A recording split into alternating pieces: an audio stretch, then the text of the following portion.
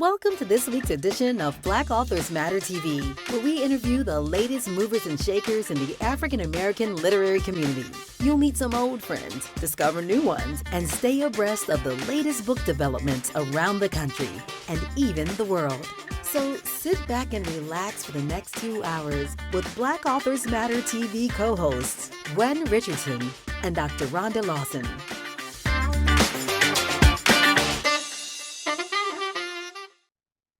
Good evening. Welcome to Black Authors Matter TV, and it is February 13th. Happy Valentine's Day for those of you all who have a love interest in your life, or even if you don't, happy Valentine's Day anyway. So I'm Gwen Richardson, your host for tonight, along with my co-host, Dr. Rhonda Lawson. Good evening, everyone. And we have another amazing, exciting show for you tonight. We have two really top authors who on the same night. It really was a coincidence, and also their books came out the same day, so that was a coincidence too. But we're going to be giving away one book. Our first guest is ReShonda Tate, and we're going to be giving away her new book, The Queen of Sugar Hill. So ReShonda, we welcome you to Black Authors Matter TV, and Rhonda's going to bring her on, and we'll be seeing her face shortly. That was a beautiful picture that you have as your still photo. Thank you. Thank you very much. You put that glamour shot up there. Yeah. Hello, ReShonda. It's good to see you. Hello, ladies. Yeah, welcome back to the show. You're no you. stranger to Black Authors Matter TV. And congratulations on the success of your book, The Queen of Sugar Hill. Well, thank you so much. Thank you. Yeah, it came out January 30th. I've been seeing you touring. I'm glad you were able to carve out the time to come on the show today. To talk a little, we appreciate that. My pleasure. You've been everywhere. Where are you now? Are you back home? So I'm back home until Friday, and then I hit the road again. Where are you going now? I'm going to Oklahoma City, and then I have just a bunch of cities: Charlotte, Atlanta, Charleston. I'll be on the road for a minute. Well, you know what? That's amazing, and that's a blessing. That as an author, you're in demand, and that you're able to go to so many places to promote the book and to share your story. This is something that authors have always dreamt of doing. Yeah, and but here's the thing: they don't believe in touring authors anymore. And so when I got that news, I was like, okay, I'm touring myself and I'll have to show you. And now they're stunned because they don't want to do it. They think people don't come out. And I said, if you have the right person, the right book, yes, did it all myself. I have a fabulous publicist at William Morrow, but she's only doing national stuff, national coverage. So I grabbed that local reins and did it all myself. Well, I remember talking with you. I believe we mentioned this when I interviewed you at the National Black Book Festival, and you said that as much success as you've had in your career, in your writing career, you still hustle like you're self-published. Yes, I do. I absolutely do. Yeah, and it shows. I thought it was an amazing event that you had in Houston. Yeah, I think it was like the February 1st, if I'm not mistaken, where you had that big event with a personal librarian chat, had that huge event. That was beautiful, and I like the pictures of that. I'm part of that chat group, so most of the authors that they featured have either been on the show or scheduled. But that was a really nice event. Yes, it was. Yeah.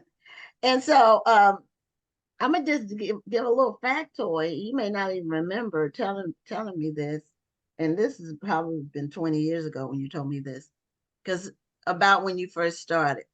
And you told the story of, and you were doing it in public, but you told the story about to create demand for your early book, you would call the bookstores and ask for your book to see, but not as yourself, as like a customer. Right. That is not a bad idea. In the bookstore. I thought that was a strong hustle move right there.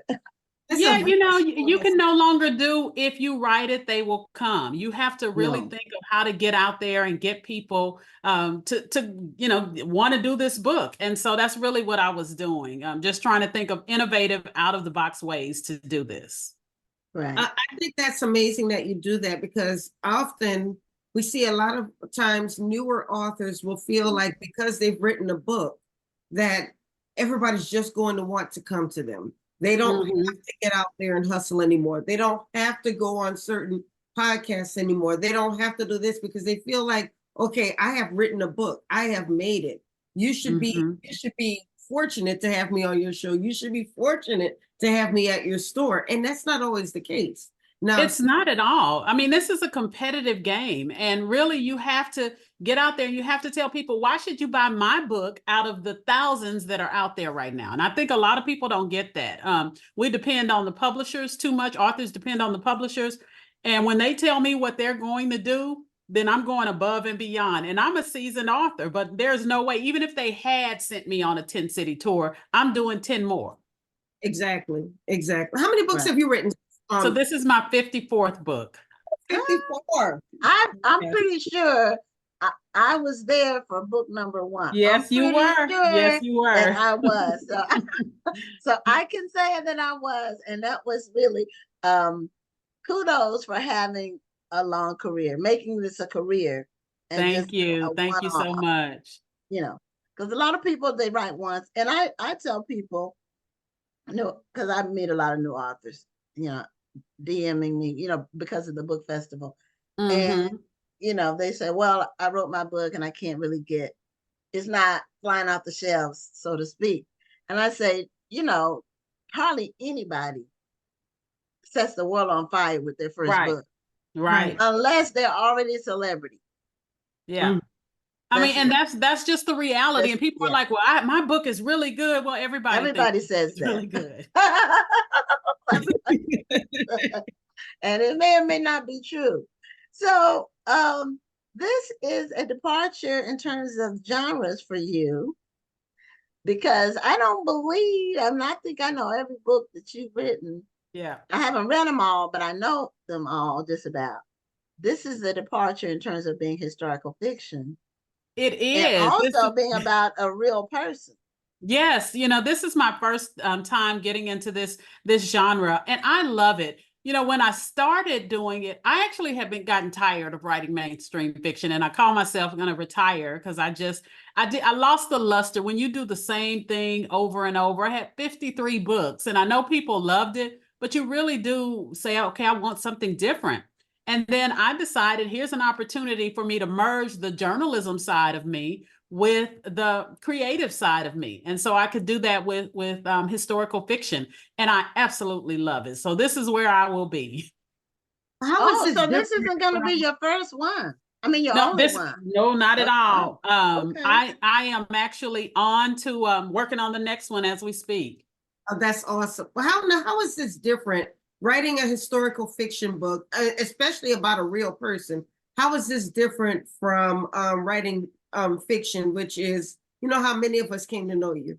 Yeah, so it's very different because it's a lot of research involved. In fact, I researched this book for almost 3 years, and I was working and working, and one of my friends was like, "Okay, you need to stop researching and get to writing the book." But it really was, you get lost in all the research. So what I love about this is that I can lay the foundation, the facts. That's what the historical part of the book is. All of the things that I have in there that Hattie went through, those are the facts. The fiction comes in filling in the blanks. And so for me, it's a merging of both worlds, and I absolutely love it. Now, what made you settle on Hattie McDaniel as your focus for the book? I have always loved Hattie McDaniel. Well, no, let me change that. I have not always loved her. When I first was introduced to her, it was because my grandmother was watching Gone with the Wind. I hated it. And she asked me why didn't I like it? And I told her because Hattie McDaniel was a maid and she was playing this, over the top maid. And my grandmother said, she's playing a maid. I am a maid. And I've given you a great life by being a maid. So why do you look at it with disdain? And then she said, so what would you like her to play? Would you like her to play Scarlett O'Hara in 1939? And it was at Right. that point where I started looking at her differently. And I've just remained a fan of hers for several reasons all these years until I finally decided to write a book about it. Oh. What- Now, did what you come up with the surprised title? when you did your research? What surprised you most? The amount of stuff that was incorrect. I was dumbfounded by that. The natural Oh. tendency is to go online and look everything up. And I was dumbfounded by all of the erroneous information. So I had to get offline and I went to research libraries. I spent time in California at the Huntington Library. I spent time in Howard University at their library, their research center. And then I went to census records. So I really had to dig in and not just rely on the internet because they have so much wrong. Yeah, it is. Wikipedia is not No. a reliable source for facts. And that's what I was gonna ask, because you're right, the internet is not a reliable source. When I went through my doctoral program, they say don't depend on anything that was, in fact, anything that was .com was not even acceptable. We had to go to .org or .edu. But how did you know that something you were reading was incorrect? So because what I would do is I actually would look for stuff on the internet. And because I want my book to be based in facts, that wasn't my sole place. So one example is Wikipedia, a bunch of articles. Everybody talks about Hattie McDaniel's husband, George Langford, who died in a gambling.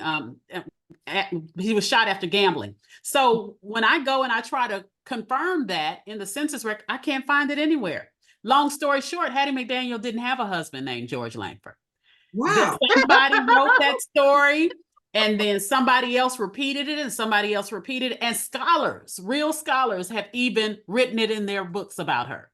And it's not true.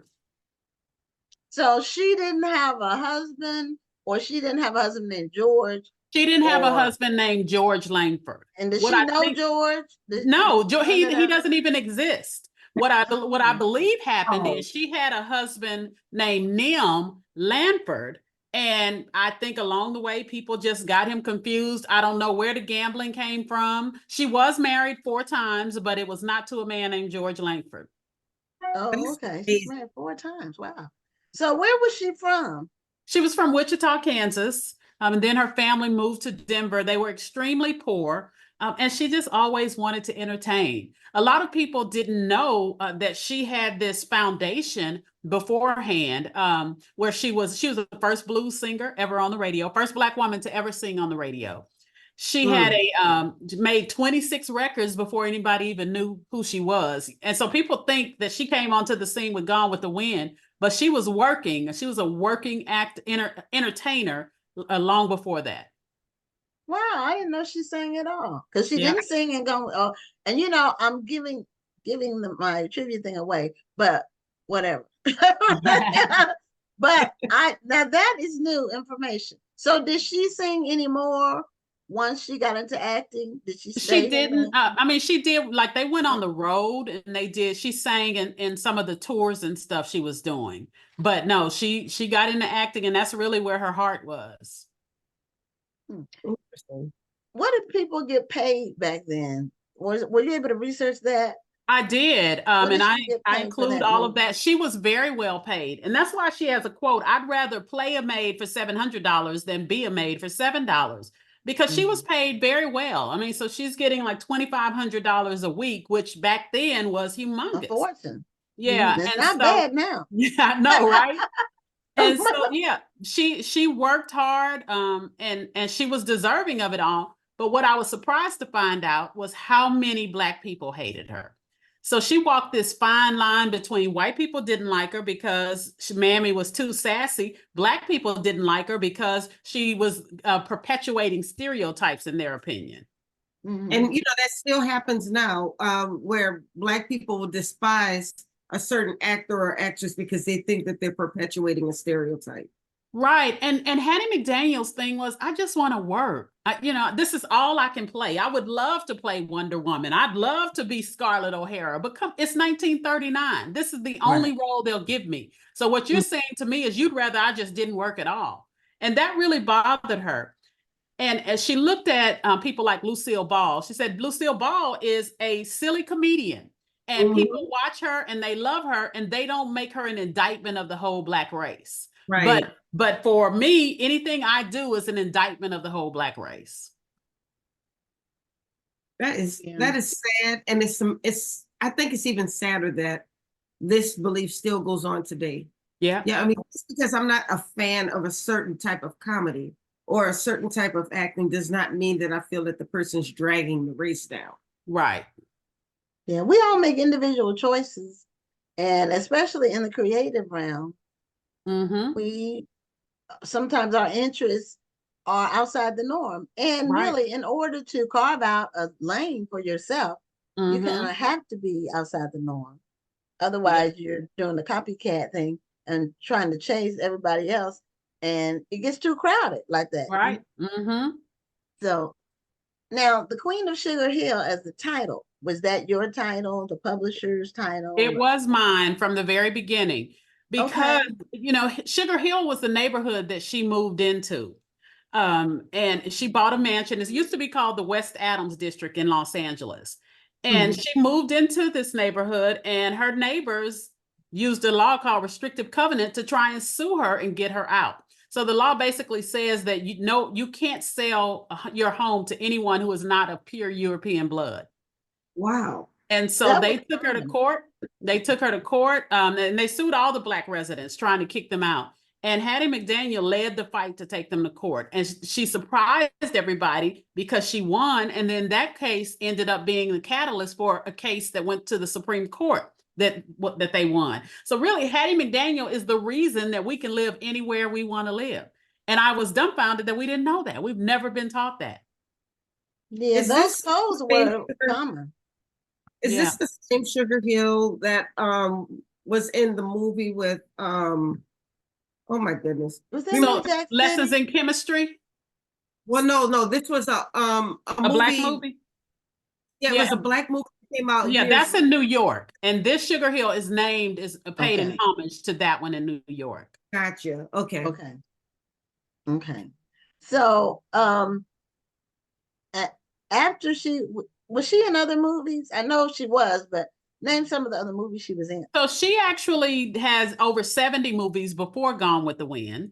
Wow. And before. Most of them were unaccredited. After Gone with the Wind, she was in several movies, but they were never the movies she wanted. She had hoped that being in Gone with the Wind would open up doors to her to be in other roles. And the one time that she had a role that she thought would give her that, it was called In This Our Life with Bette Davis. And she was still a maid, but the focus was on her being a grieving mother. And in the end, they ended up cutting out the best scenes where she focused on being a grieving mother. Oh, wow. I've seen several Bette Davis movies. I don't think I've seen that one. Yeah.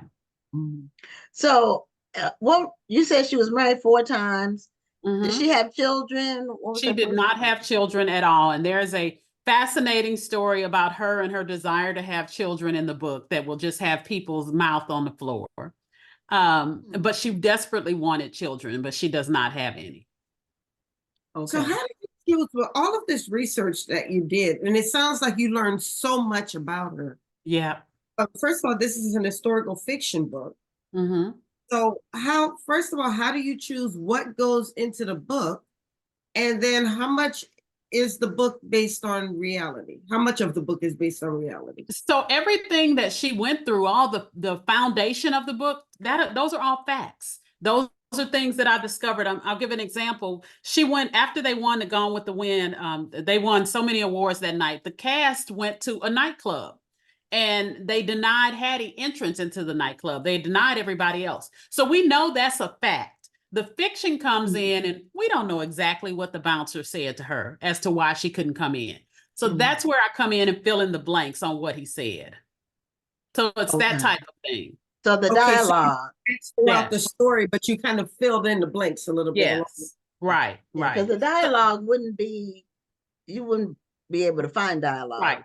You wouldn't know what she said. Right. Yeah. And how she felt. Right. Necessarily. I mean, you would have to describe her feelings and Well, and so one of the ways I was able to get that is she wrote letters, and she would get upset at her coverage and she would write these scathing letters. So that can tell me, I can take her feelings from that. And then I can use that as part of her dialogue, because we have this proof that she hated not being able to go in. Okay, wow, that's good.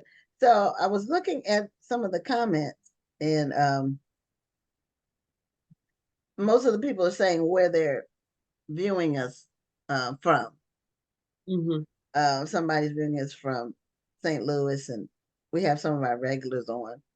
And so now, are you able to say what your next project is about, or you have to keep that under wraps until later? No, so I'm currently working on this. I'm again going back to historical fiction, and it is a story of Hazel Scott. And Hazel was the biggest jazz singer of our time, Black or white, bigger than Billie Holiday, Sarah Vaughan. She was married to Adam Clayton Powell Jr., but people don't know about her because she spoke out against civil rights. And so they deemed her a communist and all but erased her from history. Wow. I've heard that name, Hazel Scott. Yeah. I've seen a couple of shows where Adam Clayton Powell was portrayed. Godfather of Harlem is one of them. Yes. And but I had heard the name Hazel Scott. So would you consider Hattie McDaniel to be an activist, for lack of a better term? So she was, but she was a quiet activist. And that's one of the things that I liked about her so much. People always, when you think activist, you think the power to the people, I'm going to be loud and proud. But she was a quiet activist who believed I can make a difference because I have a seat at the table. And a lot of people, wanted her to be vocal. And she said, Mammy and this vocal activist can't exist in the same world. And so what she did was made the choice to be in the room. So there are some things with Gone with the Wind. They were supposed to use the N-word in there. And there was some other things that, because she had a seat at the table, she was able to change. And so, yes, she was an activist in her own way. And people wanted her to be an activist the way they wanted her to be. But now that, because she had money, she was able to help other young people out, bring other people along, do things that if she had chose to be loud and proud and speaking all of this against the system, she wouldn't have been able to do any of that. In this day and age, she would never make it on social media like that. Right. Social media likes to celebrate the people who are loud and who are going against the grain or who are unapologetic. All of these buzzwords that we like to use on social media. Right. But you want the person to be loud and don't be afraid to call it out. And that wasn't who Hattie McDaniel was. Right, exactly. Well, a lot of times there's a lot that goes on behind the scenes. Yeah. There's more that goes on behind the scenes than the loud and proud stuff, as far as actually moving things forward. That was one thing I liked about Victoria's book about Mary McLeod Bethune, that he was doing things quietly. Yeah. That I didn't even know about. I'd heard about it for years, but I didn't know the details. That was very helpful. Now, have there been any other books written about Hattie McDaniel, like biographies? Yeah, so there are 2 biographies that were written. And that's all I'm gonna say about that. Okay.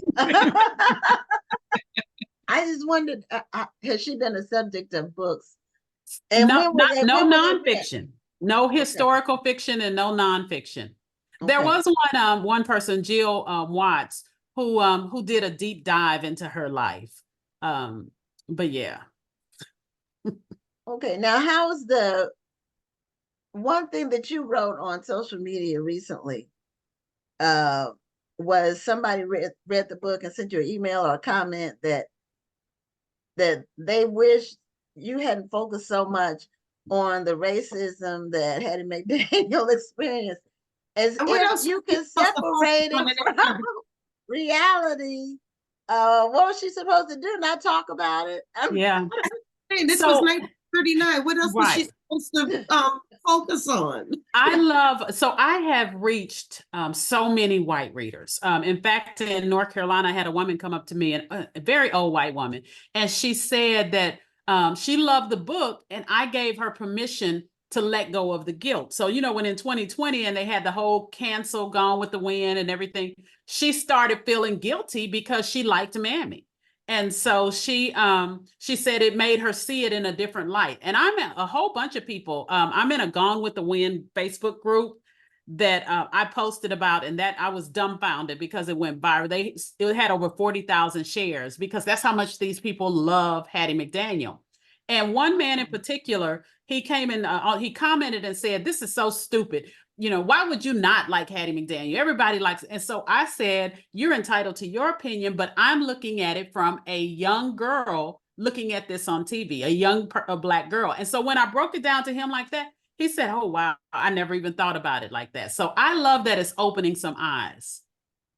That's Now, awesome. were you already, did you join that Facebook group for a marketing tool or? Yeah, you know I would. Well, let me be quiet. That's brilliant. I might use it. I have to think about some groups to join based on some of my books. So, what is the thing about writing historical fiction now that you've changed genres that gives you the most satisfaction? It's really just shining a new light on Hattie McDaniel, because the number of people that are saying, "Wow, I had no idea," is just amazing. And so I love being able to shine that light.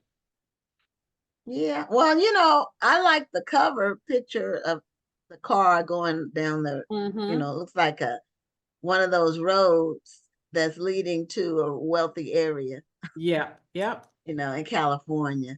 And so I think it's great that this information is getting out. I think it's great that you are the one bringing it out. And there's so many historical figures that are now getting the exposure because we have these great writers that have really, you know, you and Victoria always are creating genres. You all, with Christian fiction 20 years ago, you all were early movers in that. And now you're right in the midst of this new wave of historical fiction books. So that's wonderful and great. So I love it's a genre that continues to grow. I think people are really appreciating these stories and being able to learn about history in a different way. And you don't feel like you're reading a textbook. You're just immersing yourself in a good story. Yep. Yep. So we have the advanced reading copy of the book we're going to give away, and we use trivia to give the books away. The trivia that I had picked is so easy that it'll basically be a matter of who can type it in fastest. But Hattie McDaniel won an Oscar for her role in a particular film. Name the film, and if you're the first one, you get the copy of the book. So, ReShonda, thank you so much for being a guest. Thank you for having me. Show. And we'll be seeing you in October at the book festival at the National Black Book Festival. I'll be there. Thank you all so much. Have a good one. Thank you. Okay. We did put the link in the chat, so everybody go out and buy this book. This is amazing. Thank you so much. Thank you. Bye-bye. Okay, good night. All right, that was ReShonda Tate. And one thing that I wanted to mention before we bring on our next guest is that we had a celebration today. We crossed 95,000 followers on Facebook for the National Black Book Festival's Facebook page. So that's an exciting milestone. What I'm waiting for is the 100,000 mark. And the way we're growing, sometime this summer, we should pass that mark. So anyway, thanks for you all who watch the show, fans of the page, followers, and who comment and support what we're doing. We appreciate you. We love you. And we wouldn't be able to do this without you. So we're bringing on our second guest, who's Denise Billings. And she has an exciting still photo. And her memoir is called Road Trip. And she's joining us tonight from, where are you joining us from, Denise? Oh, unmute your mic. North Hollywood, California. Oh, okay, North Hollywood, California. So you're 2 hours behind me, 3 hours behind Rhonda. And so, but we'll welcome you to the show. And can you put your book cover a little closer to the screen? Because I think I like the way it looks. I think it's a neat book cover. I think that's And as it's a close as memoir. I can get it. Oh, is it stuck to something? Well, do you Yeah. have your There we book go. here? So those are pictures of you, I'm assuming. Yeah, that's a picture of me. Okay. Mhm. On the front. And you have tabs there. Were those places where you do readings? Yeah. Okay. Yeah. Well, if you're gonna Yeah. do a reading, Not today, but not today, I'm gonna do one at my book launch that's coming up Sunday. Wonderful. Right. Congratulations. So are the photos on the cover, those are photos that you actually took yourself or photos from your family? Yeah, there are photos I actually took. These two are pictures I actually took. Yeah. And Wonderful. that's the car I rode across country in. No, the little A beetle. VW Bug. Drove from St. Louis to Los We Angeles. bug back in the 70s. Yeah. Yeah, everybody had a bug back in those days. And Yes. the truck is in the front. Yes, the The trunk was engine is in the back. And this is what I looked like when I first got here. That's the baby me. Okay, baby you. Hey, baby Denise. Me. Yeah. Okay. The 26, something like that. No, 20, 23, 22. Well, Okay. tell us about Road Trip. Why did you decide to write this book? What are you actually focusing on? Is this a specific trip, or is this different times where you've taken road trips that you wanted to bring all together?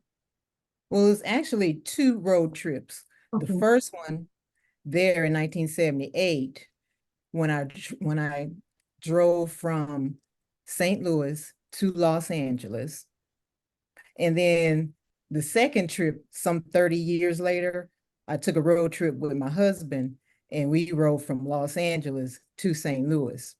So I thought I would write about the life in between, because I had blogged about these 2 trips, and once I decided to write a book, I was like, yeah, okay, I think that's going to be the segment of my life that I want to talk about. Now, when you took that first road trip to St. Louis, from St. Louis to California, were you by yourself? Yes, I was.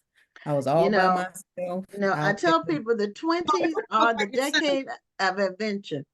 Yes. The 20s, because when I was, well, I was at 24, I drove from DC to Houston by myself.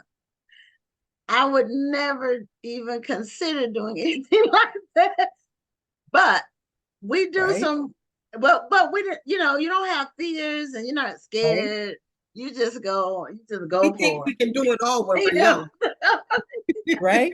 I had no fear. I should have been afraid. You should have been scared. That's what I said. I should have been scared. And For then me, it's not so much the fear. I think about being tired. So when you're driving that far, did you take breaks? Did you yeah. go all the way through? Did you stop and spend the night in the hotel? How did you plan this trip? I planned to drive until it got dark and then find some place to stay. And so that's what I did it took 5 nights. And the last night I called he was my soon to be third husband or something like that. But I called him to let him know that I was pulling in and I would be there tomorrow, but I was so close that he said, no, just keep driving. It's only another hour to go and I will be there. But all the other nights I stopped, slept, and got back up in the morning and hit the road. But I don't know about you, but for me, the longest part of the trip is when you're less than an hour away from your destination. when you're almost there. It seems like forever to get there. Yes, and I didn't get lost at all the whole trip until that last hour when it was trying to come into LA, and it's all of these different freeways with different numbers and different names. And I was just like, I don't know where I'm going. I'm just gonna pick that road that says Los Angeles, because they had all it Yeah, and was it wasn't in the GPS. oh, no So GPS. you I had, had my I little know Tommy guy. when I did it, I stopped once. I drove from sunrise to sunset. I stopped in Tuscaloosa, Alabama at a Wow. hotel. And then I got up at dawn the next day and I got to Houston by more or less by dark. But then my AC went out on my car. And this was in July. And in Houston, it's sweltering. It went out like when I was halfway between Alabama and Houston. But anyway, Mhm. so it's just things that happen on road trips when you're young and you do things and it's adventure, It's an adventure, and that's what most of the book is about, the adventure I had in those early years of life when I was just out there doing stuff that was questionable. Well, So he, sometimes the mistakes we make are tied to a love interest, and it sounds like yours was, mine was too, but that's as far as I'll go with it. it's some questionable characters along the way, and do you talk about them in your book as well? Yes, I talk about the questionable choices I made in men Mm, and those that various and sundry love interests, because that trip was to go and live with a guy, and I was like, okay, I'm just gonna live with you until I get a job, and then that's what I should have done, but I didn't mm, do that. That didn't happen. mm. More happened. We eventually I got pregnant, and then we got married, and then we got divorced, and then yeah. But a lot of my trips, I made some more trips, and they were involving love interests and Yeah, questionable choices. yeah, that's how I got to Houston. Yeah. Yeah, I'm not from Like, Texas. I've been running after a man. Well, no, it was well, we were supposed to get married, and we did get married, and then we got divorced. So I didn't necessarily, but that was See, how I'm I not got the to only Houston. one. I'm not the No, only not one. at all. We, That's we all make we all make questionable we choices do, in we the name do. of love. We do. And when I talk to young women and they say, well, they're going to make a change geographically because of some person, I said, what you need to do is you need to have your own plan for what you're going to do once you move and not have it centered around him, because that may or may not last, you know. Yeah, Right. it's very So likely that it it won't. won't, but you don't want to discourage them, Yeah. you don't want to be too negative because then people reject what you're saying in total. Mhm, But mhm. now somebody said that Tony Bonita said at 21 she drove from Birmingham to California. See, So, it was a bunch so of us on the road. It was a bunch of us on the 20, road. yeah, Y'all yeah, can have yeah, that's something that people do, you know. But it's I good to barely have that I barely outlook. want to drive to Virginia. And that's only about an hour away, depending on traffic. Well, that's because you all have so much traffic. But I like road trips like extended where I'm on the road and I'm out on the highway and it's not near a big city. I'm not having to Outside go of the through city big city. traffic, outside of the Right. city traffic. Right. Yeah, Where you yeah. get to see scenery and Mhm. it's only a few cars on the interstate and you can Right. take your time and not be stressed. But when you go through the city, that's where the stress comes. And Atlanta is the worst, I think, because there's really no way to get around Atlanta and through there if you're going north or south that way. I've tried going around Atlanta, but it's just takes too long. You have to go too far out of the way. So you just have to bite the bullet. So tell us about and I like that you did a memoir that had two specific points in your life as the anchors for the story. So you don't start with I was born whatever. I was You born a start. poor black child. No. No, I didn't go there. But I do. Son of a sheriff. Right, I didn't take you there. But it just came naturally as I began to learn how to write and start working with the writers workshop that I belong to, the Longwood Writers Workshop. Shout out to Longwood.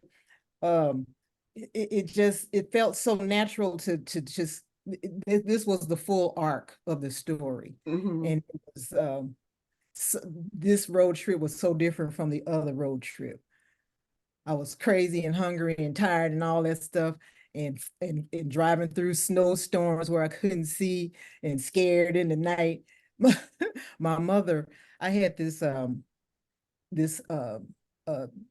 canopy bed, and I had grown out of it. And when I left home for this trip, I was finished with college. I was out of college a couple years, but my mother still had the posts from that canopy bed. So when I told her I was getting ready to go, she said, "Here, take this, and this will be your protection." Because I was like, what do I need this for? It's for protection. So if something happened to me, I was going to take that bedpost and crack somebody upside the head. That was that. But I still I didn't understand why she thought I needed that. But yeah, of course I needed a young woman out on the road by herself. Right. Yeah. I didn't tell my parents I did it. It would have been they would My have mother been gave me some chicken by and themselves. hit the road. But I didn't, I lived in a different city, so that I didn't Oh, so tell. you I didn't didn't leave tell them from at the from time. there. Yeah. I Yeah. told them that after like years later. Mhm. Not at the time.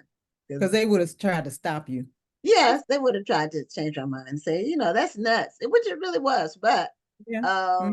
you don't want to listen at that, it's the decade of adventure. The 20s are the decade of adventure. If you can make it through there without like making like huge mistakes that are life altering. Without killing yourself or Right. lining up in jail. Right. Then you really do learn from it. And you can look back on some things and say, there before the grace of God go I. Thank God was looking out for you. Road trips? Say again? You still like taking road trips? Do you still want to jump in the car and drive?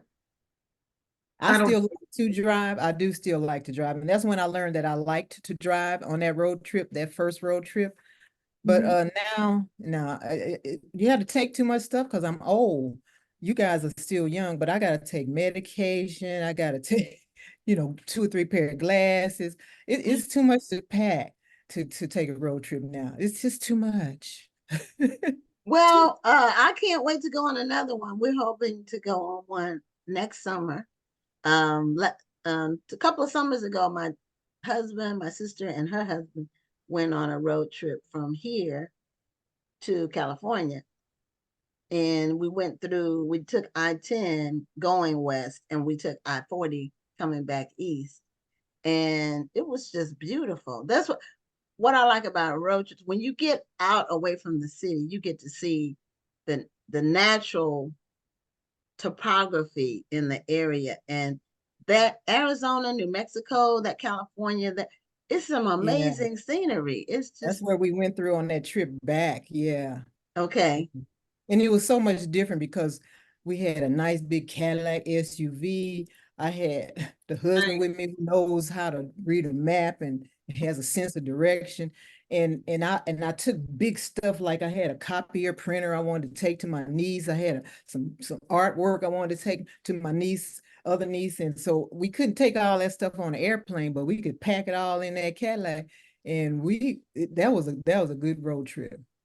Yeah. Except for the part when I was coming back, and when we were coming back, and we were in some white state. I forget where we were, but it was a big ruddy highway patrolman who pulled me over because he said I didn't signal, because we were going through this this thing where the trucks have the toll booth. We went through the toll booth, and Okay. and so as we were leaving the toll booth, I just swooped across 4 lanes because we were the only ones there. We were the Mhm. only ones there. And so, oh no, he stopped me, he pulled me up, he flashed the lights, he did all the works. And I was so scared. I said, Earl, my husband, I was like, we're gonna go to jail. And I forget where we were, a white state. I forget where we were. And Idaho. Lord, you were white. that's one of them. It's,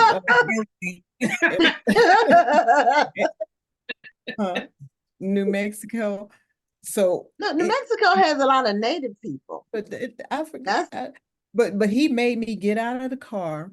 He Oh, made me go and get in his big old SUV, police SUV, with a big oh, old, uh, big German Shepherd in the back seat behind the black mesh wire, and that dog, he's going dog doing that, and he oh. got me in that car, and I was so scared. I was so scared. I was trying to look him in the eye so he would know that I'm telling the truth on all of these questions. Yes, sir. Yes, sir. Yes, sir. And then he asked me to make and model of the car, and I was like, I don't know. I don't know. I just drive Is it. you I a put gas blank? in it. That's all I know. And he was so disgusted with me. But I was just, so then he went back, got out the car, went and talked to my husband. He's like, she don't know the make and model. And my husband said, well, are you married? He was like, yeah, I got a wife. She don't know that car stuff either. Thank you. So and he told him to make and model. And so, and that was the one time I was okay with men talking down about women Right. at that, because if it meant I could get away and go home, please let me just, I could please. just see you now talk about what you mean, women this and women that. Next thing you know, both of y'all going Lock to up. jail because you're arguing with each other. Right, right. Well, he found a commonality to take Right. the edge off of the situation. Yeah, so I had protection on that trip. That first trip, no, not so much. That's going the other way. I had protection. Yeah. So, what tell us about some of the, not to give the whole book away, but tell us about some of the flashpoints in Road Trip. Well, I like to say that it's a story for Black women, but it's also a universal story. All women go through stuff, leaving town, moving, getting new jobs.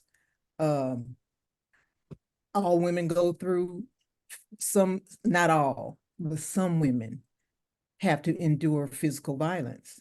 Some women have to endure verbal abuse and psychological abuse. And so my husband is my fourth and final husband. And I had a whole bunch of boyfriends and husbands and stuff in between. And each one I had to learn from, of what I didn't want in a relationship. So one flashpoint was the drug abuse and the physical abuse that I endured, and how I got through that. Another flashpoint was my own drug use. I didn't become an addict, but I was out there wilding out in my 20s and early 30s. And I came to a point where I was like, I have I have got to stop this. I Right. have got to stop this. I was getting high and smoking some crack with people I didn't even know. And my baby son was in the front room, and he could have just walked out into the traffic and I wouldn't have even known, Was because I this was a high. realization that you came up with on your own, or was there some type of defining moment that made you realize that you needed to make a change? That moment when because I was coming down from that crack high. That moment when I realized that my baby was in danger, and at the time I didn't even care. That moment when I did begin to care, and I snatched up my baby and left them people who probably didn't even miss me. And that's when it turned around for me. But at that time, my husband, at that time, he did it didn't he he didn't make it. He couldn't turn around, and he went all the way down, and that led to the physical abuse. And so it was, those are some big flashpoints for me. And you also mentioned murder as one of the things that you experienced along the way. Yeah, my father was a police officer, and he was murdered on the job. He was killed in the line of duty. Oh, And so that was a heartbreaking, very heartbreaking moment for me, because Wow. we had just repaired, it wasn't even repaired. We had just gotten close again.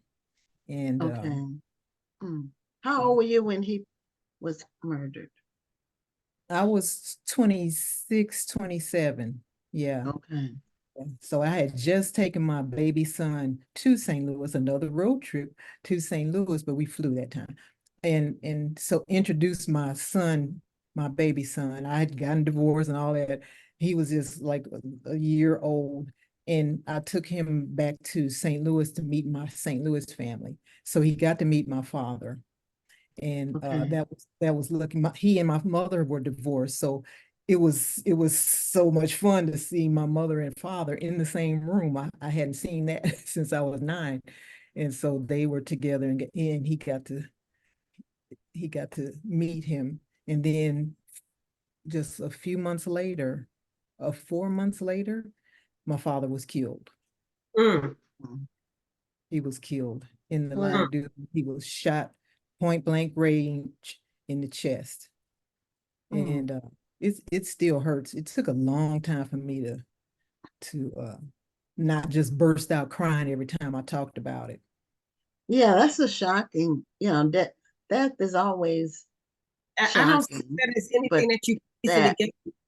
no, something like that, where it's not an illness or something like that, where, Yeah. um, Because he was 47 years old, so I'm way older okay, than he ever got to be. right, right. Mhm. So,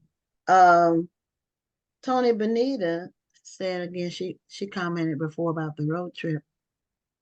She said she understands because she's on husband number 3.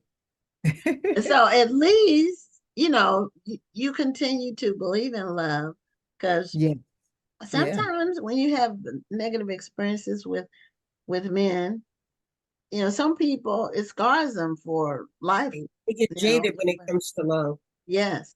So they yeah. they just lose all their trust, and Well, I kept you know, trying. I kept trying. you I figure kept it keep trying. no, if at first you don't succeed, try again. Yeah, because the other 3 marriages, none of them lasted a year. But this Oh, one, we're rolling into 28 years together. So okay. Well, I think it's congratulations gonna on last. that. I I think have it's a gonna friend that was married. She's been married 3 times. The first 2 were like you, they didn't last a year. But I think she's been married now 6 or 7 years. And she met her husband on one of those dating sites. I wow, think Plenty of Fish. I don't know if that one's still around, but Yeah, that's wow. where she you can met. meet some nice people online. I mean, you still have to do the same vetting process you Due do diligence. face to face. Yeah. Mhm. Mhm. But if you meet someone who has common interests and they're not telling lies, what they're That's saying is helpful. actually true, Right. Yeah. and you have common interests, you know, some Good. common values, they could work. So, Miss Yeah. Denise, now today is the 13th. Your official publication date, release date is the 19th. Yes. And On you Amazon. have a book launch. You mentioned earlier that you have a book launch coming up. Yes, it's on the 18th, which is our anniversary, as a matter of fact, our wedding anniversary. It's on the 18th. It's at Waco Theater Center in North Hollywood. And it's from 2 to 6 p.m. I'm gonna have my one of my writing partners read an excerpt. I'm gonna have my best friend who's in the book. She came from St. Louis, a road trip, to out here to read for me, read an excerpt, and just to be with me and experience all of this wonderfulness. and Marcia, that's you, girl. And I'm gonna read something. And my teacher, my writing teacher, Denise Nicholas, she is a force to be reckoned with. And Okay. she she's supporting me enough to she's gonna come and talk a little bit. And so it's gonna be a good deal. My son is gonna be the photographer. My son, I say that he's in the book. He didn't ask to be in the book, but he's in the book because it's a lot about his father. And he told me, because I was nervous about him reading the book, he told me that next time somebody asked him, why are you like this? He says, I'm just going to hand them the book. This is why. I was like, okay, just make sure they buy the book. Okay, make sure they buy the book. This is why I'm messed up. This is why I'm so messed up. I will say it takes a lot of courage to to strip this bare and tell your story, knowing that your loved ones who didn't know this about you prior are going to read it. So, I mean, was this a conversation that you had with your family prior to releasing? So they just go ahead and be surprised. I didn't. They're gonna be a little surprised. And the only two I worried about was my husband and my son. But my teacher, she said, you got to put it on the page. You got to put it on the page. Otherwise, why tell the story? You got to put it all out there. So my husband took a trip to Atlanta last month, and he had not read the book, and he read the book while he was on his trip, and he called me and he said, I'm reading the book, and I'm gonna have some questions for you when I get home, because you didn't tell me the whole story. I'm like, yeah, boo, yeah. But both of them are okay. And Oh, that's all good. that I was really concerned about. That's But really well, Miss Denise, it was a pleasure talking with you. Congratulations on your new book. And best wishes on your book launch. I hope that you get to sell as many as you want to. So we did put the link to your website in the chat. Thank you. So people can go and support this book. Thank you. And I appreciate what you guys do for new Black authors in particular, because I was floating around out there trying to figure out what to do next too, because writing a book is the easy part. This promotional part is no joke. And when they say self-published, they mean self. You doing all of the self stuff yourself. Yeah. So I appreciate what you do. It was very, very helpful for me. Thank you. And it was wonderful talking with you. Thank you. Right. Oh, okay. Well, have a great evening. Thank you. You too. Take care. Bye-bye.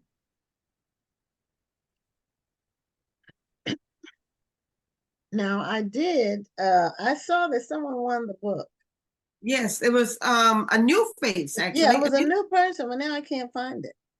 Well, let me see if I can. The last name was Long.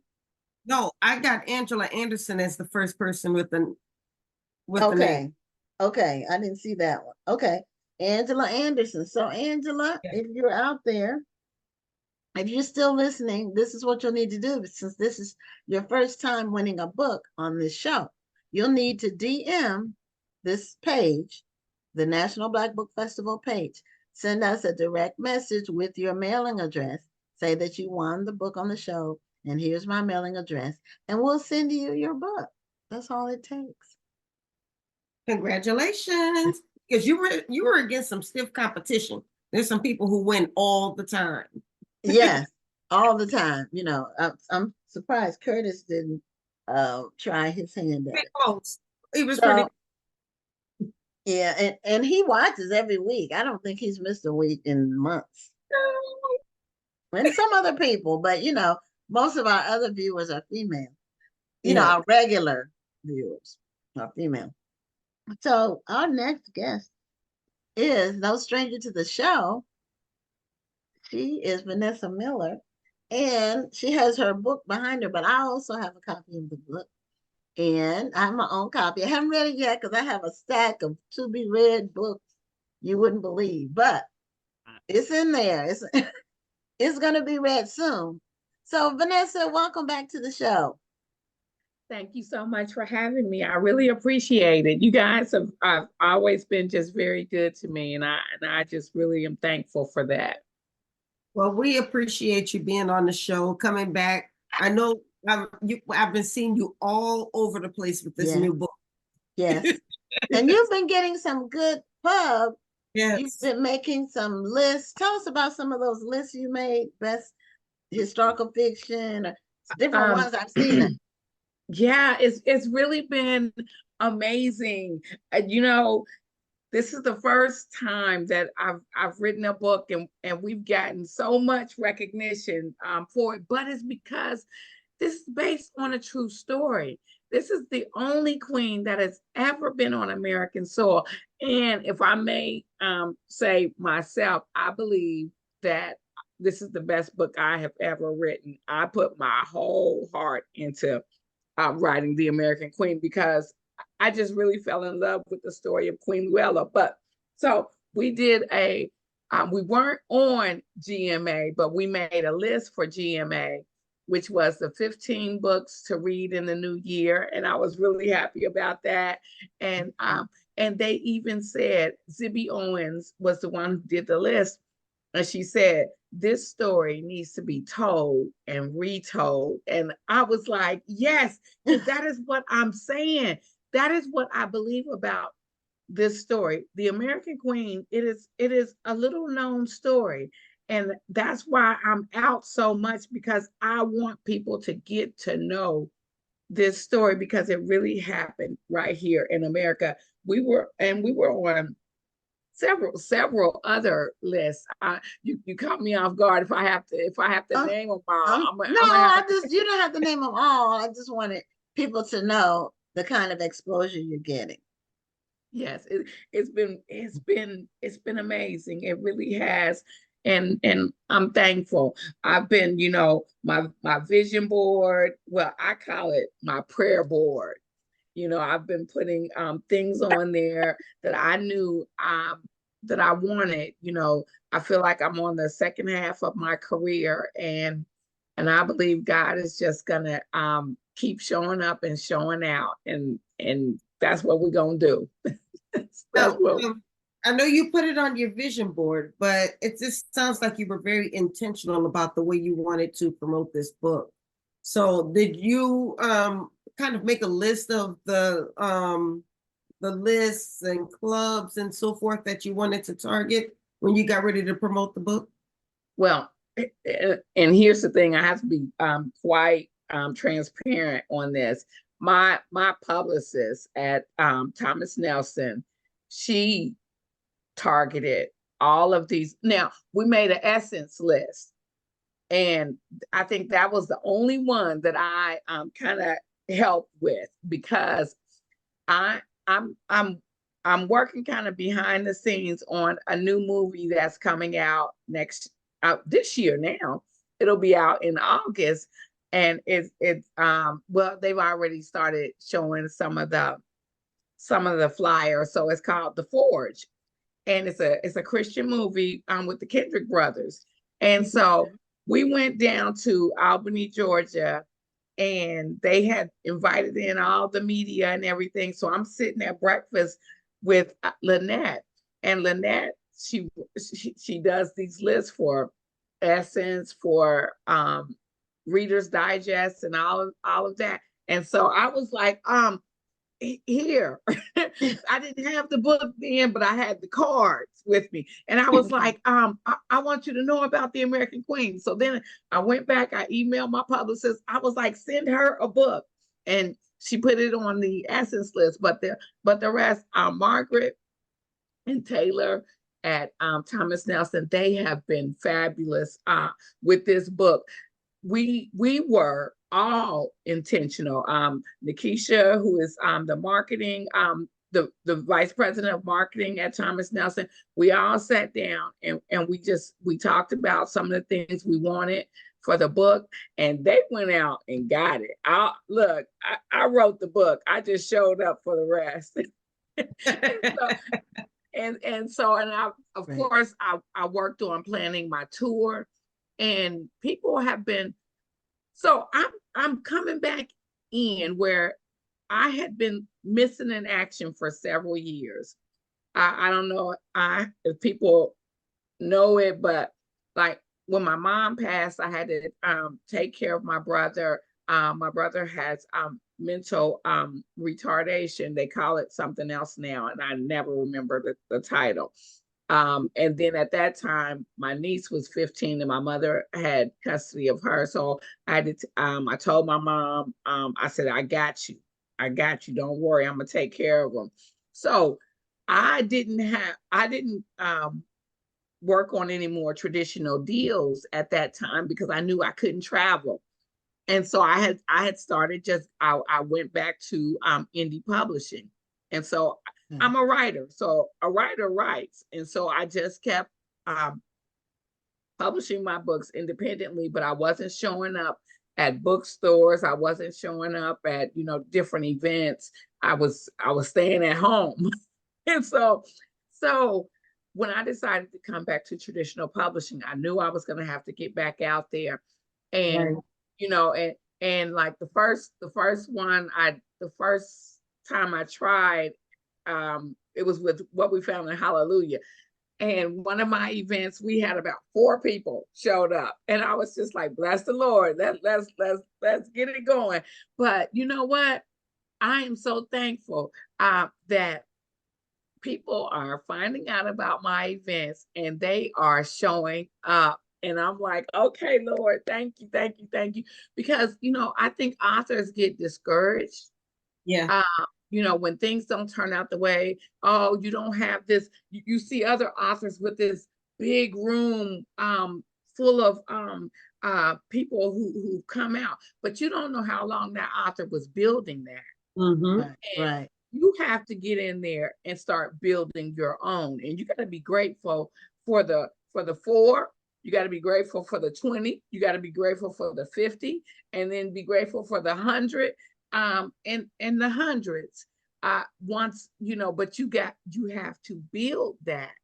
And so I've just always been grateful for anyone who shows up, because I know they could have been doing anything else. They could have just decided to ignore those 2 people who showed up for you. And because you're mad because 200 people didn't show up, but those 2 people came and showed you love, but you're so mad you're not showing them love back. That's right. You know who taught me that early on? It was Eric Jerome Dickey. We were doing an event. This was a long time ago. We were doing a cruise, and I was new, just getting started. And I forget what the conversation was at the beginning, but he told me, he said, I don't care if it's 3 people in the room, you treat those 3 people like it's 300.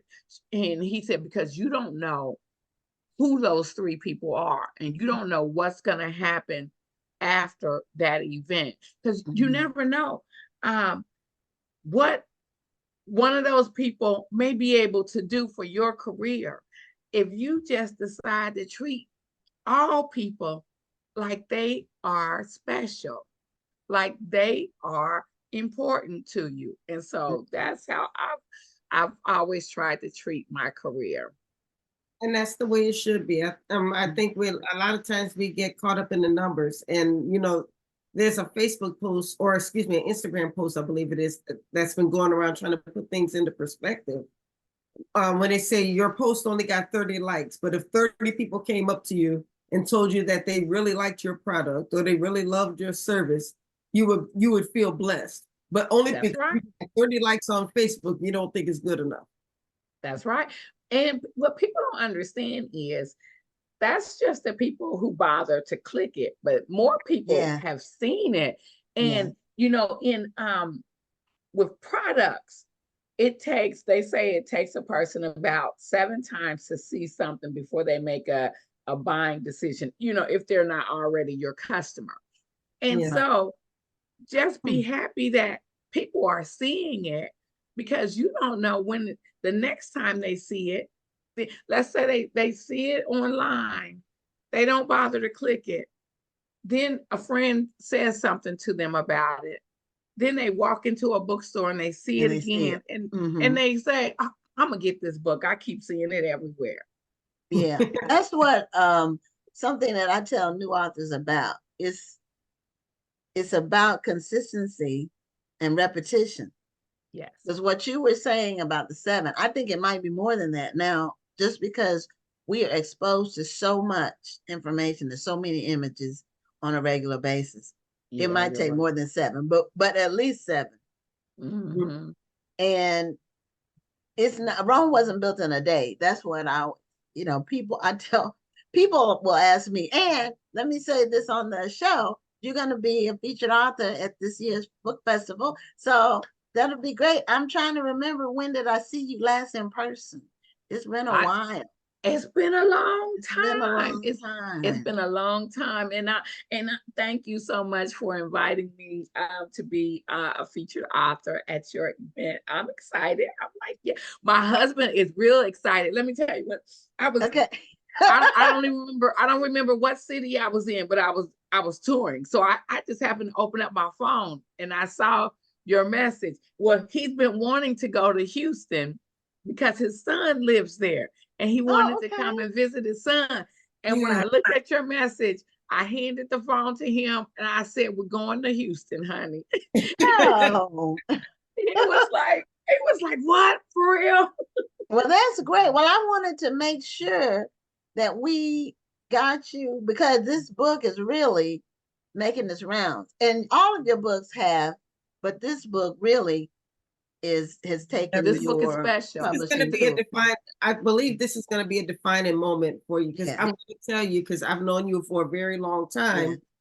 And this is the most excited I've seen you over one of your books. I mean, you've been excited about your other books, but this is the most excited that I've seen you. And like I said, the book is everywhere right now. We're seeing so many people talking about it.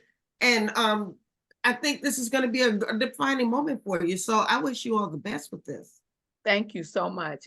It is amazing when it is those stories that you didn't even I knew nothing about this story.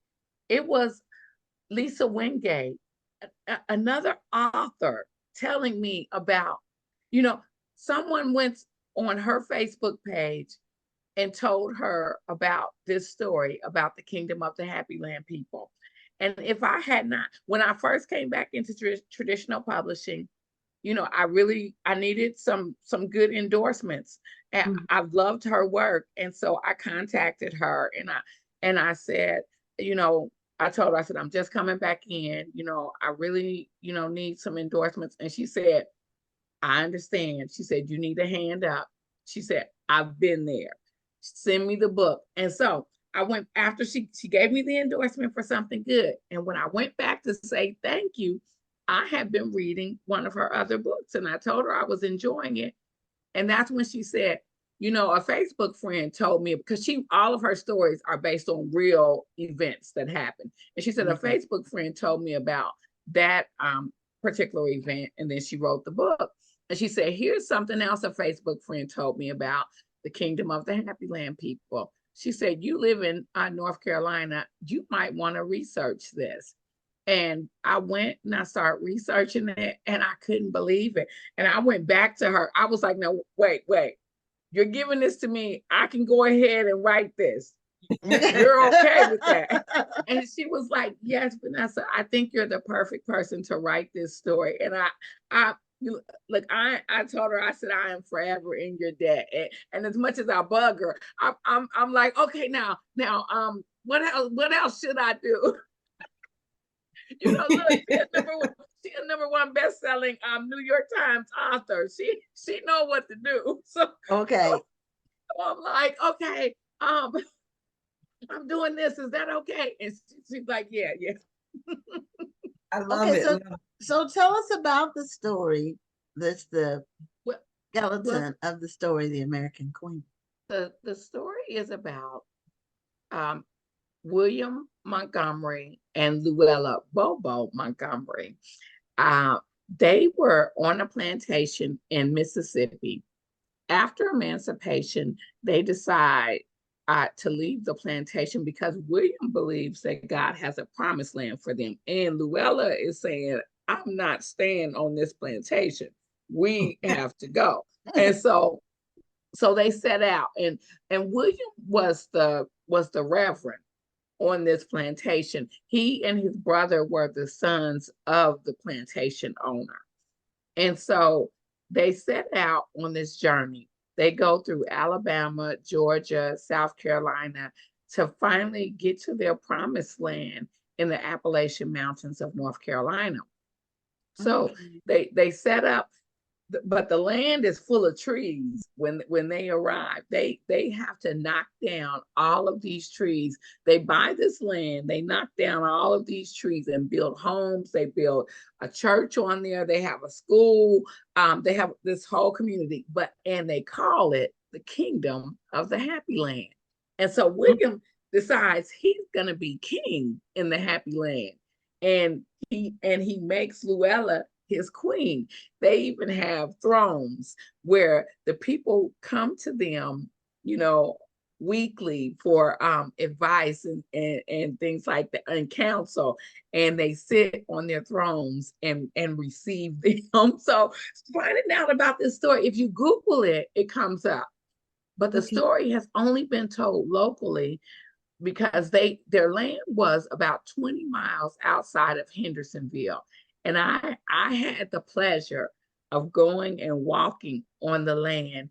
And if you see the interview that Essence did about the Kingdom of the Happy Land people, the picture that they have of me on that interview, I'm standing on the land of the Kingdom of the Happy Land. It is But now. that hit totally different, didn't it? What, standing on that land? It was, oh my God. I can't even describe. I'm a writer, and I cannot describe the feeling. It was so emotional for me just to stand there, because I'm like, I wrote about this, and I'm looking out and I'm seeing all this land that they own, about 200 acres of land. And so I'm looking and I'm seeing all this land before me. And then I'm seeing the trees that I wrote about, that they had to knock down so many of them. And I knew that there were other trees still left on the land, but they knocked down so many. And so I could see how beautiful, and the trees are beautiful. And if you see the picture, the trees are behind me. You'll see what I mean. They were beautiful to me. Yeah, I've been to that part of North Carolina. The west part, and where Tennessee and North Carolina meet. And this mountain is very beautiful. Mountains. Beautiful. Is it anywhere near Asheville? Yes, it's about an hour away from Asheville. And I was supposed to do a book event at Monoprops in Asheville, because I'm actually here's the thing. When the kingdom lasted for about 30 years, when it broke up, the people who once lived on the kingdom and their descendants moved to places like Asheville, Greensville, Spartanburg, and Hendersonville, because those were close around where the kingdom was. So I purposely scheduled events in those cities. And when it was time for me to go to Monoprops, my brother ends up in the hospital. So, and Hendersonville. So I had to cancel Hendersonville. That's been rescheduled for March. But Monoprops we did as a Zoom. And so I was still able to do the event with them, but we did it as a Zoom. So I was very thankful that they let me do that. But I still wanted to visit all of the areas. So I get to visit everyone but Asheville. I was just in Greensville at M. Judson, and they really showed me some hospitality over there. I love that place. It was really nice. Wow. So do you have a book now? Are you going to be doing more historical fiction? I just wrote another one. It is titled The Filling Station. And so my editor is sending back the edits. She said tomorrow or by the end of this week. And so I still got a lot of work to do on this book to make it, because I really feel like American Queen was something special. So if I'm going to put out another one, I'm getting ready to, really work on this one, even though I finished it, but I basically just finished it. I'm still working on it. Okay, but now I asked ReShonda the same thing a little earlier, but what do you see is the biggest difference between the books that you have normally been writing and this historic fiction?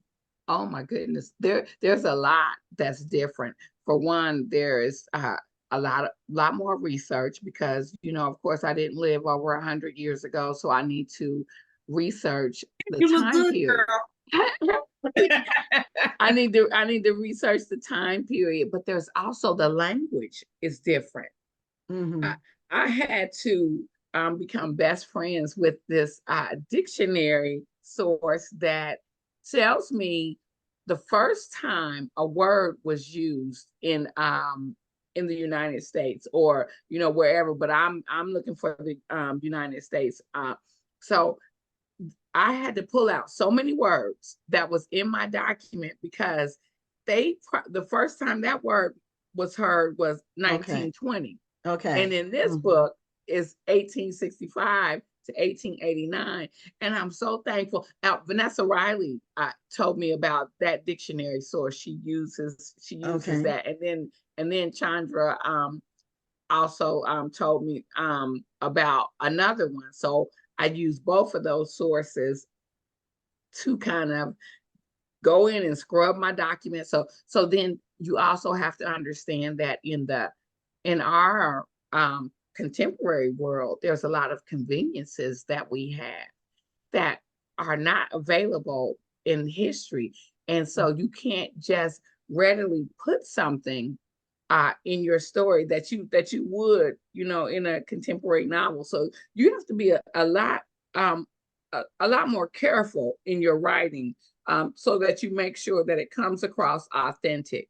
And so far, I haven't had anyone yet tell me, and I saw some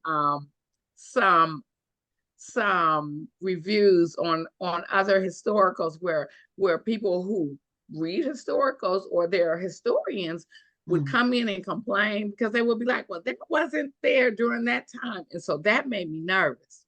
And so I tried my best. I tried my best. And so far I haven't seen anyone come in with a complaint like that.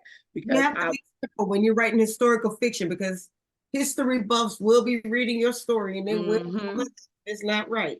Yes. Yeah, and so some historians believe that it's not pure history because it's fiction. They don't like the fictionalized part of it. And so, but they're prudes, you know. Right. Nobody I'm not can writing a really, we didn't history have book. recording devices and things like that. So there will be no way for us to know what people were thinking and saying unless they wrote letters or had a diary or a journal. Correct.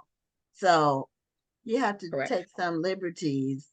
Correct. And a fictionalized account is easier to read. Correct. That's why I say I don't write nonfiction. I write fiction. So if I'm gonna tell a story, I'm gonna tell it in a story manner because that's what I love. My favorite books in the Bible are the Old Testament because they read like a story. Yeah. You know, I could sit there and read that and it's like I'm going, ooh, what happened? You know, just like a novel. It reads It is like some stuff in there that's really like scandalous, you know. yeah. I mean, it reads like a story, but that's because, you know, God is gonna be God no matter how much of a fool his people act. And so he ain't never scared to let you know, look at these people because and also to remind us that there's nothing new under the sun, really. Nothing new. You know, the stuff Absolutely. that we, you know, the thing that makes things different in different times is the technology. You know, the development of equipment and gadgets and things like that. But human nature is still human nature. Yeah. Amen. Yes. Now we do have a couple of comments. Myra Okay. said she read a piece on the American Queen for a Black History segment at her church last Sunday. Oh, thank you, ma'am. And Angela Anderson said that the American Queen is so good Congratulations that it is available in all 3 formats, including hardcover. And I'll pay you later for that, Angela. Now, Lydia wanted to know what the name of the dictionary was that you mentioned. Ooh, okay. I'll go grab it real quick. Oh, see, that's what I'm talking about. Hold on. I always forget the name of it, but okay, it's the dictionary by hold on, I'm gonna put it in the Okay, if you're gonna put it in the chat, then I'll copy and paste. uh-huh.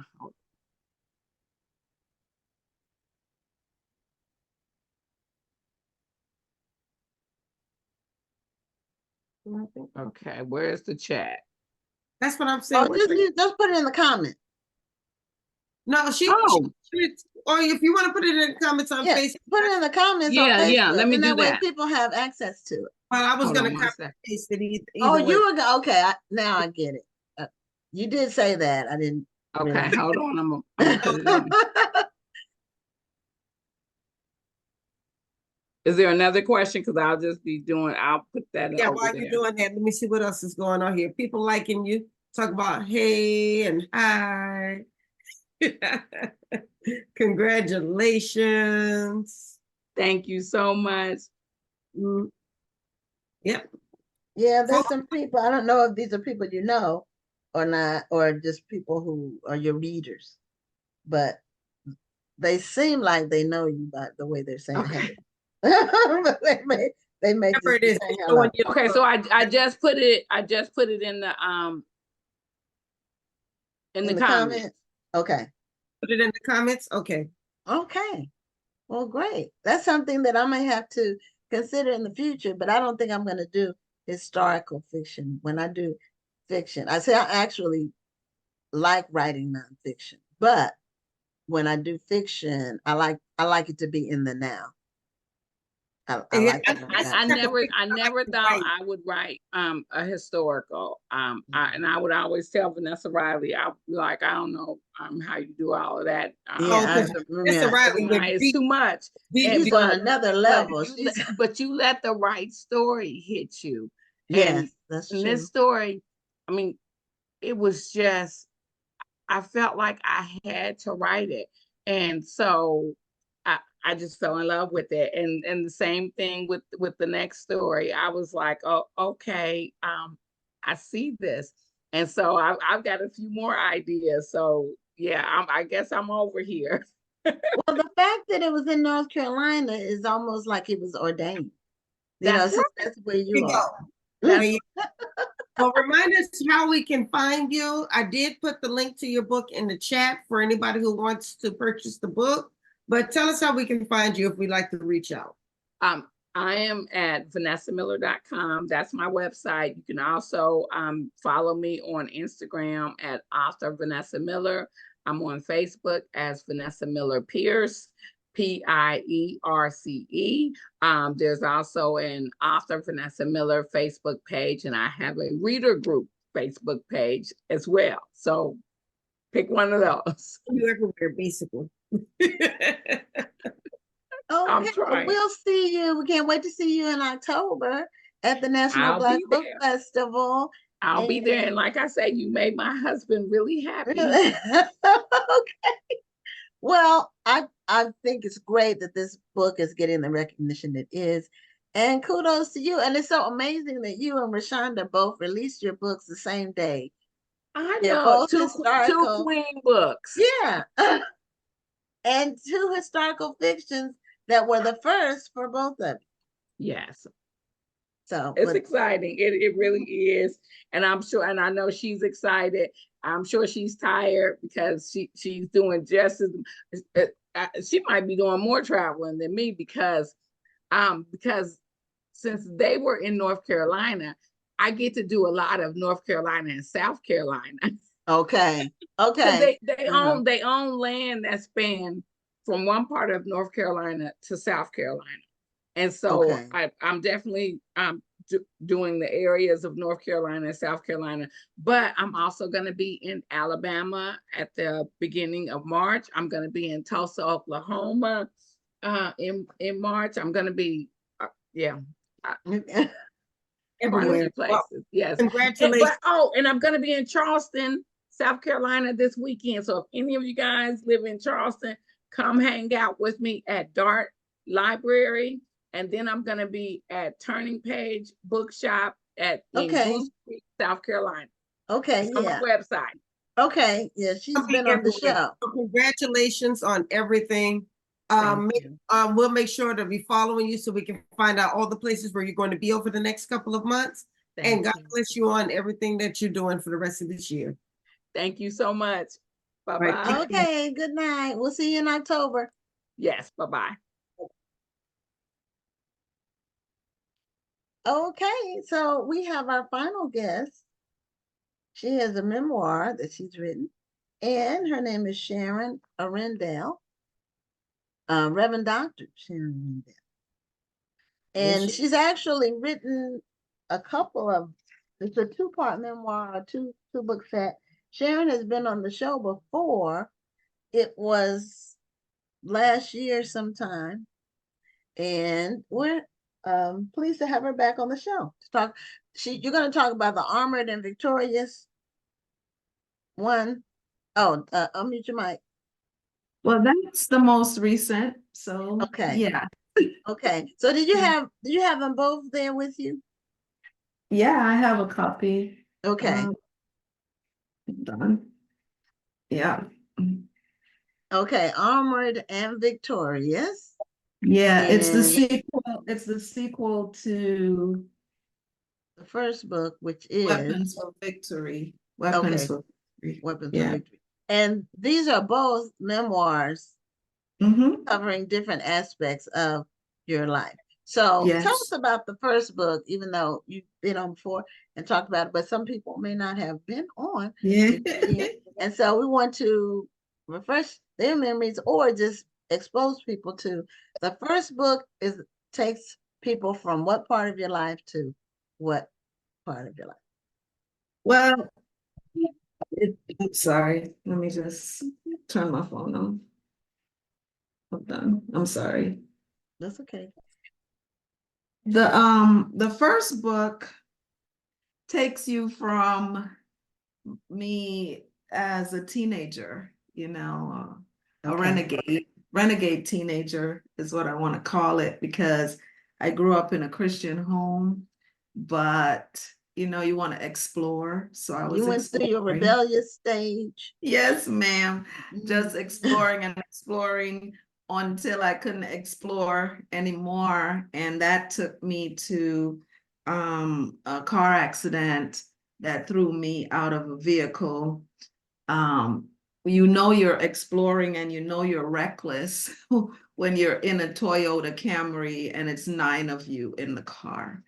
And so that just sounds ridiculous to even say out of my mouth, but that's the reckless kind of lives that we were living. These days, that doesn't probably sound reckless to the teenagers of today, but it was reckless for us. And on that night, and to be honest, I was probably 19 or 20 years old. So that's not even a teenager.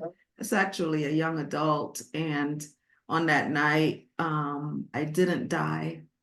And that's all that mattered, is that I didn't die.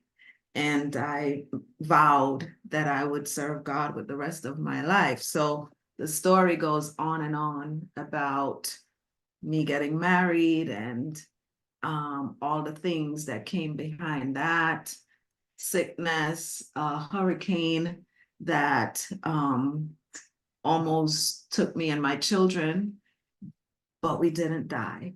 And so it became memoirs of a perfect storm. It was perfect because God was with us all the way as I dragged my children through muddy water to get to safety. It was just, that's the gist of this first book, is how he just took me from thing to thing, place to place, over and over, but we never physically died, even though it felt like we were.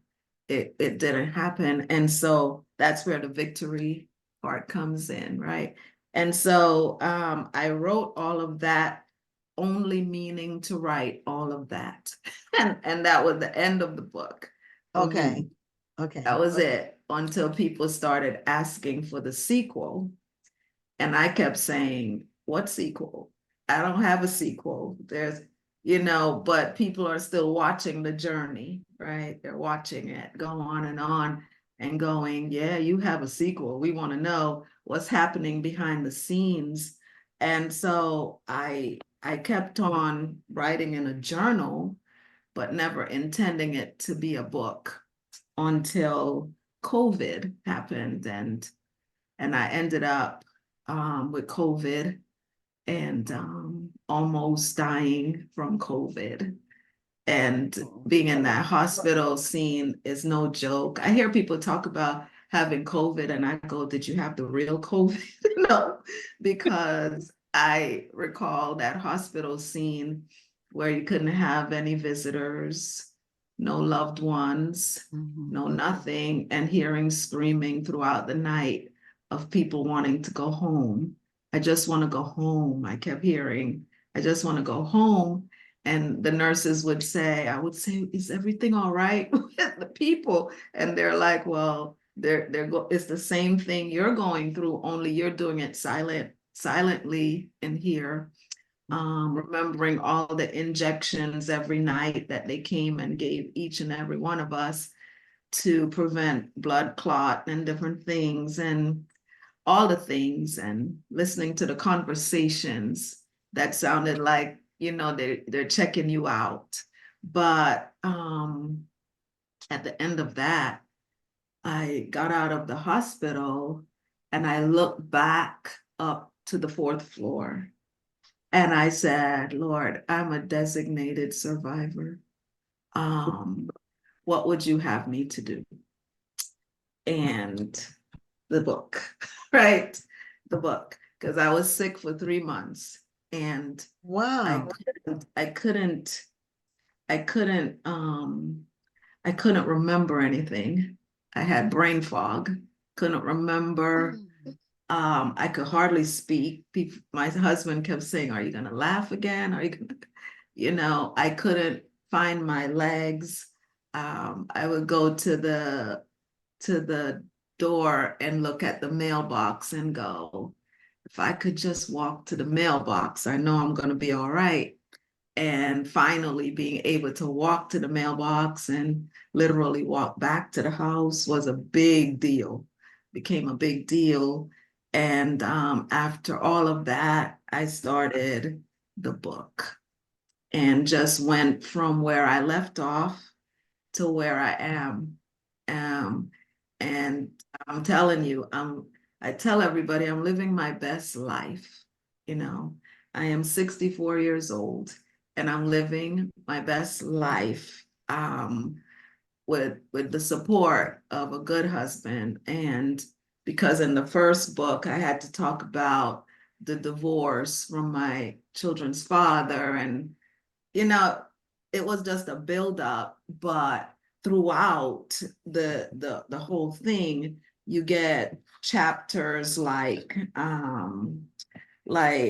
chapters that say, I want to read them because I don't know them off the top of my head. Chapters that talk about embracing change, homecoming, the wonder years, surviving the breaking point, when life throws you lemons and you make sweet lemonade, the aftershock of stillness, living shattered, uphill on the roller coaster. The saga continues, winning in the battle, in the trenches with victory ahead, freedom at a cost, preparation for the belly of the whale or the belly of the fish, on the edge of crossing over, positioned to cross over, entering the crossover season, living while the world stood still, designated survivor, and from surviving to thriving. And that's what this book is about. And it's not for me anymore. I'm thriving. it's for that woman or that man or whoever out there. Understand that if you're going to rise from the ashes, that means there was a fire and you get to rise from it. Well, you know, fire cleanses, Mm-hmm. fires. So it's not all, fire doesn't always mean death. That's right. You come out better. And it Mhm. sounds like you came out better. Going I through came out better. I came out better. Came out Yeah. better. Yeah, one of the things that you were describing about COVID and being in the hospital with COVID, that was, of course, the whole COVID pandemic was a crucible in the history of the world Mhm. and America as well. How did you manage not being able to have contact with your loved ones? How were you able to do That was that? the hardest. That was the hardest part because I sat in my house with COVID for a couple of days because at the time when I got it, it was 2021. And it Okay. seemed like, it was getting, Waning. right. So I thought I could do this from home. And until one night I got up off the bed and I looked at the bathroom, which wasn't that far away, but my legs, I kept saying, I don't know if my legs are gonna take me there. Everybody was asleep, my husband was asleep. And I tried to make it to the bathroom and I got there and I held on to the sink like it was for dear life. And he said all he heard was a big thump on the floor because I just fell out. I could hear him talking, but I couldn't say anything. I was like, holy cow, this is it. I mean, because I couldn't say anything. I'm trying to talk and nothing is coming out. And that's when realized, okay, you gotta go to the hospital. You gotta go to the emergency room, and driving there and can't even sit up in the car, somebody had to dress me, get me in the car, get me there. And those crucial words, your family has to go and you have to stay. That was the most crucial part, and just being there. Thank God, people were calling me from the church, from all over the world, from places that I've ministered. People were calling me. I had one person from a congregation send up because I couldn't answer everybody, couldn't answer. And I saw the message said, does anybody know where my friend Dr. Sharon is? Because I'm trying to reach out. And that literally saved my life. Just those words of people sending, it was so many messages. I was overwhelmed, but glad at the same time, because that was my only connection to be on the walls of that hospital was the messages and my daughter FaceTiming every day from San Diego, that I look forward to that. And that, I think that made me, I don't know how anybody made it or if they made it with no family or friends reaching out to talk to them. I think that was the worst part of the COVID epidemic is people having to be in the hospital alone. Mm-hmm, mm-hmm, And sometimes people passing away alone. yeah. That was the scariest part of everything. Yeah. I'm telling you, people were screaming. I heard screaming. And then you keep hearing code red over and over. And you're going, oh, it's not me. It's not that you want to be selfish, but it's not me. They're not calling code red for me, but they're calling code red for somebody else. And, I found myself praying for the people on the floor because you knew when people got worse, they put a red thing on the door. Mine stayed, I think it was yellow for the whole entire time. And because once they change the color, I think that's how they decide who is worse than who. And then they let people out because they need a bed. I was let out because they need a bed, but when I went home, I was still sick.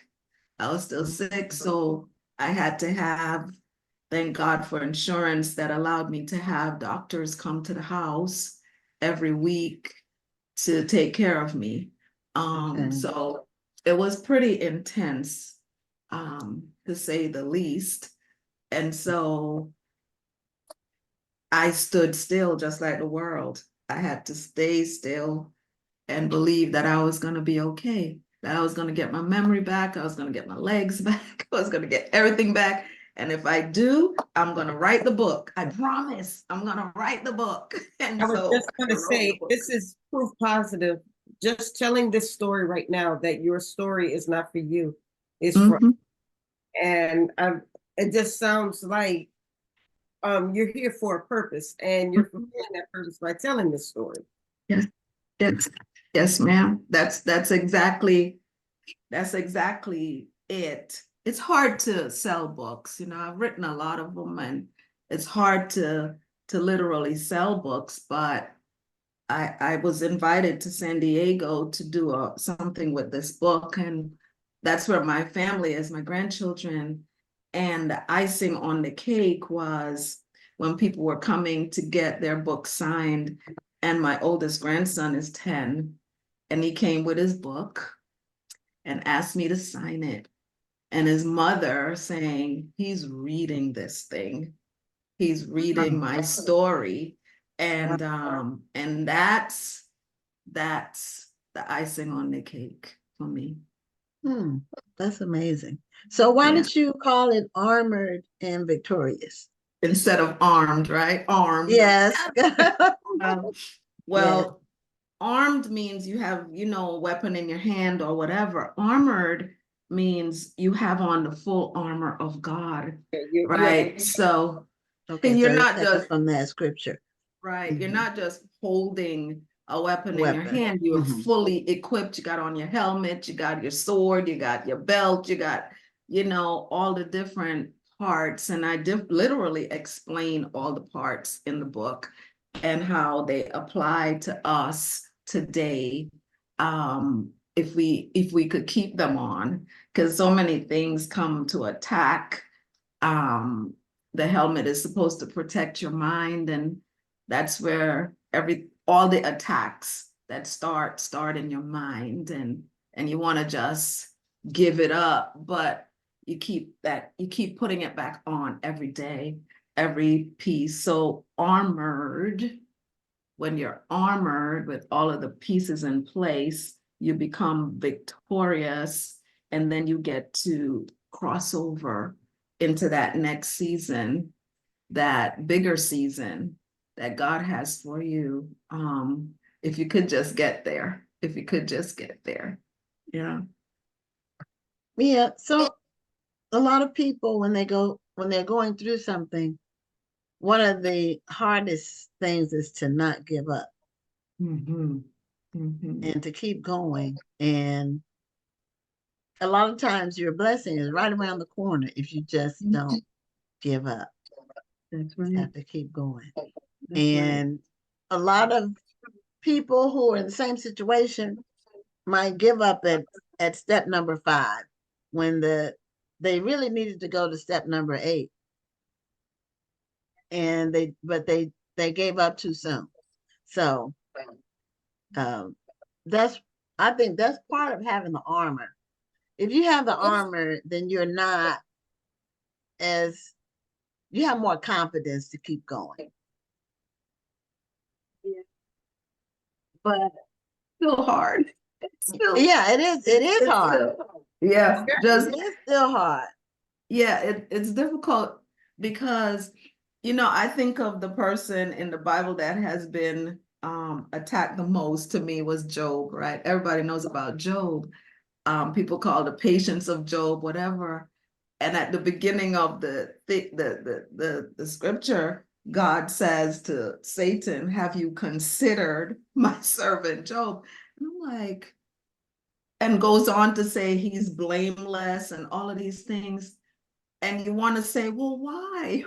Why are you going to let Satan bother him if he's blameless and all of these things? Because I want to prove him.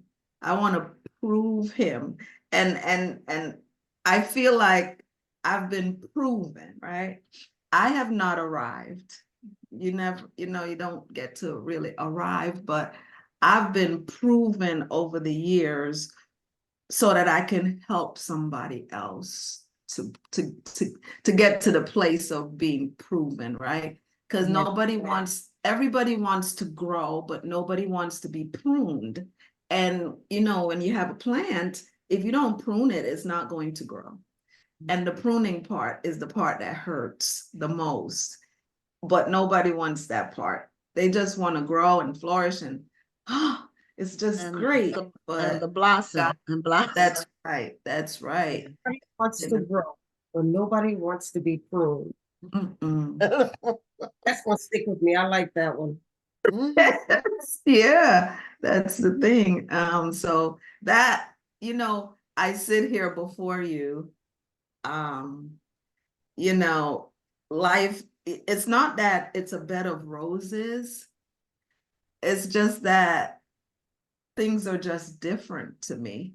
Like, and it's not as urgent. It's not as life-threatening. Nothing is life-threatening, right? It's just life and living it and doing all the things that require. I mean, today, I have 2 grown children that I swam out of a hurricane with. They are married to 2 great people, and they have given me 5 grandchildren, right? I am married to, everybody laughs when I say he's my dream guy. I'm married to my dream guy, and he has 5 grandchildren. So combined, we have 10. Who would have thought when I was swimming out of that house that this was going to be who I would be today? I didn't think. I couldn't even think. I was just running and screaming and carrying on. You're not even thinking at that point when you're watching the glass door just cave into the house and the water is rushing in and you just grab your children and run. You don't even know where you're going. You're just running, hoping you're running in the right direction. And when the storm is over and you go and you sit on the basement, it was in New York, and you sit and everything you own is on the top of the water, and you go, this does not look good. This does not look good, and I can recall my children's father. That was when it really hit home for him, and he said, I am done. I am just done with God. And I said to myself, wow, there's no way he could mean that, but he did, because it was rough out there. I get it. It was rough out there, but I still kept trudging away as a single mom, changed my life. I went from being a fashion designer to going back to school and becoming whatever. That was the plan. Whatever. There was no, what are you going to do when you get out of school? I don't know. I just want to be able to make a salary so I could take care of my children. I don't know what I'm going to be. And today I have my own counseling practice, and I get to counsel people and counsel them back to life. And I couldn't have made that up. I could not have written that story. I couldn't have done it. Well, it seems like it more or less wrote itself. Yes, ma'am. Yes, ma'am. And that's what happens, in life. Some truth is always stranger than fiction. So, and some things that are true are much more impactful and have much more gravity than some of the things that are made up because they're real. Yeah. Now with COVID, we lost our father to COVID. And it was fast. He was 89 and he was in the hospital. We did get, and that's the thing about COVID, you couldn't be with your loved one. So we were able to do a Zoom call with him. They told us he was transitioning because and then so 3 days after that, he passed away. But we were his children were able to do the Zoom call. And he was, even though he wasn't fully conscious, he was responding to our voices. So we knew that he. The good thing is he heard you and he was able to transition with love around him. I think that's a blessing. Yes. Yeah. And he was 89, so he lived a full life. He really did. So yeah. Well, Sharon, Yes, do you have are you doing a tour? Or tell us where you'll be next and where we can find you online. Am I doing a tour? That is so. You're not the first person to ask me that question, but I kind of let go of books and trying to sell them for a while, and we're only in February of 2024, and everybody is asking about these books, wanting to interview me or something about these books. So that's your sign. That's right. That's right. That I really need to do something, and it's in my space, it's in my headspace as far as doing some things with the books, whether it's a tour, whether it's a book club, whatever it is, something is going to happen with these books because I didn't write them for myself. I wrote them for other people. And so I sell them on my website more than anywhere else. And now I'm actually building a site just for my books. It's not quite done yet, but when it's done, it will be drsharonbooks.com, right? Okay. And so I'll get to literally sell them directly from there for the, because Amazon gets most of everything when Amazon sells it, but I'm going to monetize these books some way, somehow. Well, we did with your website, the website that you currently have, that is in the chat so people can purchase your book. I want for being on the show. Unfortunately, we've come to the end. Yeah. Yes, but I want to thank you for sharing your story. Thank you for being on the show and for blessing us with that mini sermon that you preached that you didn't even think that you were given because people needed to hear it. So thank you so much. Thank you guys for having me. Thank you so much for inviting me. And you guys have a blessed night and a blessed time. Rest of the night. I don't know if somebody else is coming on here, but no, this is the end of the show. So we're going to do our outro and let everybody know. We'll see you next Tuesday on Black Authors Matter TV. I'm Gwen Richardson signing off. And I'm Dr. Rhonda Lawson. Have a wonderful evening and a great week. Thank you for tuning in and join us next Tuesday at 7 p.m. Central, 8 p.m. Eastern for another edition of Black Authors Matter TV.